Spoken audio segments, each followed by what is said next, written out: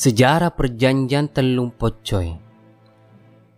Perjanjian Telung Pocoy adalah perjanjian yang melibatkan 3 kerajaan Bugis, yaitu Bone, Sopen, dan Wajo. Perjanjian ini didasarkan pada keinginan untuk mengikat tali persaudaraan ketiga kerajaan Bugis tersebut. Selain itu, motifnya ialah untuk bersatu menentang agresi kerajaan Goa yang merupakan penguasa adidaya di daratan Sulawesi pada zamannya.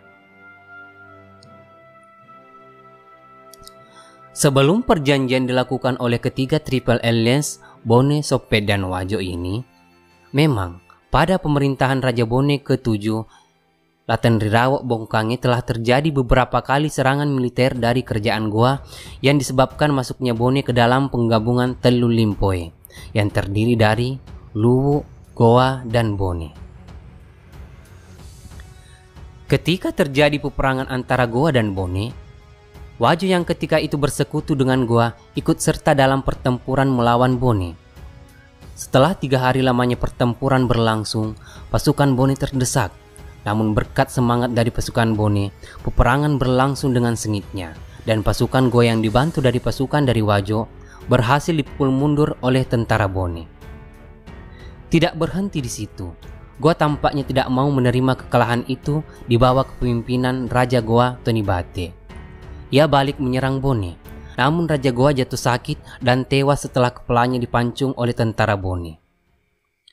Lalu setelah itu, juru bicara kerajaan Bone, Kajau Lalidom mewakili Bone, dan Karet Talok yang mewakili Goa mengadakan pertemuan yang menghasilkan perjanjian Capae Ricalepa, yang isinya tentang penentuan batas wilayah kedua kerajaan. Sebagai pembatasnya ialah Sungai Tangka di selatan.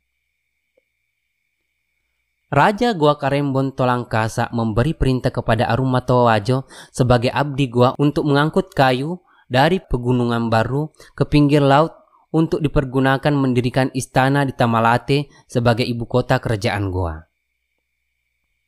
Namun Arumatoa Wajo merasa tidak senang diperlakukan sewenang-wenang oleh Goa, maka perintah itu disampaikan kepada Raja Bone.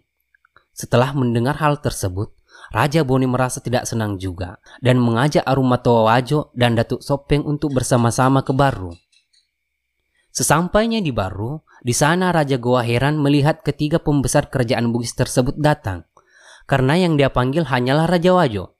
Tetapi Raja Bone menjawab bahwa orang Wajo takut melewati daerah yang tidak dihuni manusia.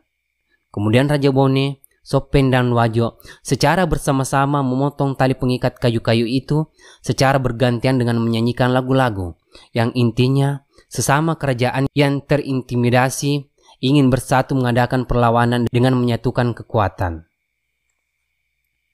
Setelah kejadian itu, ketiga kerajaan Bugis, Bone, Sopen, dan Wajo bermusyawarah untuk menyerang Cenrana 7 hari ke depan.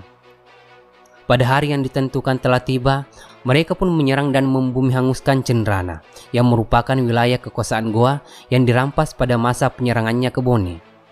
Lalu mereka, Bone, Sopen, dan Wajo sepakat untuk kembali ke daerah Timurung untuk mempererat persaudaraan mereka dalam menghadapi serangan dari kerajaan Goa. Di Timurung, mereka bertemu kembali dan mengadakan perjanjian persaudaraan yang kemudian disebut dengan Telung Pocoy, yang artinya 3 puncak atau 3 pucuk, dengan bersama-sama menanamkan batu sebagai simbol persaudaraan di Timurung pada tahun 1582 Masehi. Batu yang ditancapkan itu kemudian oleh orang Bugis disebut Lamung Patwe di Timurung. Raja Goa yang mengetahui bahwa Bone, Sopen, dan Wajo membangun kekuatan baru dalam perjanjian Telung Pocoy, marah dan kemudian berencana menyerang sekutunya sendiri, yakni Wajo yang dicapnya sebagai pengkhianat. 2 tahun setelah perjanjian Telung Pocoy, Laten Rirawak Bongkange, Raja Bone ke-7 wafat karena sakit. Sebagai penggantinya ialah saudaranya yang bernama Lainca yang ditunjuk sebagai Raja Bone ke-8. Pada tahun 1585 Masehi, terjadilah perang antara Bone dan Goa dalam memperebutkan wilayah pengaruh kekuasaan. Kepemimpinan Lainca tidak sebaik dan setangkah saudaranya Raja Bone ke-7. pemberontakan terjadi di mana-mana, hingga akhirnya ia mati di atas tangga istana setelah berkuasa selama 11 tahun lamanya. Sesuai anjuran dari Arumatajang, maka ditunjuklah Lapetawatu untuk menggantikan Laincak sebagai Raja Bone ke-9. Pada masa pemerintahan Lapetawatu, tidak banyak diungkap oleh Lontara Akarungenge di Bone. Juga tidak ada berita atau informasi sejarah tentang adanya serangan militer dari Goa ke Bone. Hanya ada informasi bahwa setelah 7 tahun menjadi mangkok di Bone, ia pergi ke Bulukumba dan disitulah ia sakit pada tahun 1602. Setelah wafat, tahta kerajaan Bone diserahkan kepada putrinya yang bernama Wetenritupu yang berkuasa dari tahun 1602 sampai 1611 Masehi. Pada tahun 1607, Raja Goa mengirimkan tentara untuk menyerang kerajaan Bugis. Namun persekutuan Telung Poncoe amat kuat pertahanannya untuk ditembus. Selama 3 tahun peperangan berlangsung, kemenangan selalu diraih oleh gabungan Bone Sopeng Wajo. Bahkan tentara dari Bone Sopeng Wajo ini melancarkan serangan militernya terhadap kekuatan Goa di Akot Tengeng dan berhasil memukul mundur tentara Goa. 6 bulan setelah peristiwa di Akot Tengeng, kerajaan Goa memperkuat kembali pasukannya dan membangun benteng di daerah Rappang. Namun berselang 3 hari, Raja Goa meninggalkan benteng itu lalu kembali ke Makassar.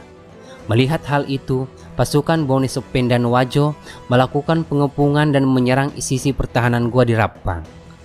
Namun sekali lagi, pasukan Bone Sopeng Wajo terdesak mundur. Mundurnya pasukan Bone Sopeng Wajo memberikan inspirasi kekuatan bahwa ini menunjukkan pasukan Bone Sopeng Wajo tidak terkoordinir dengan baik, sehingga Raja Goa terus meningkatkan serangannya terhadap Bone Sopeng Wajo dan sekutunya. 5 bulan setelah itu, Goa melanjutkan ekspansinya dengan menyerang Sopeng, lalu dilanjutkan dengan serangan terhadap Wajo. Setelah Wajo ditaklukkan, kemudian terakhir adalah Bone yang jatuh pada tahun 1611 Masehi.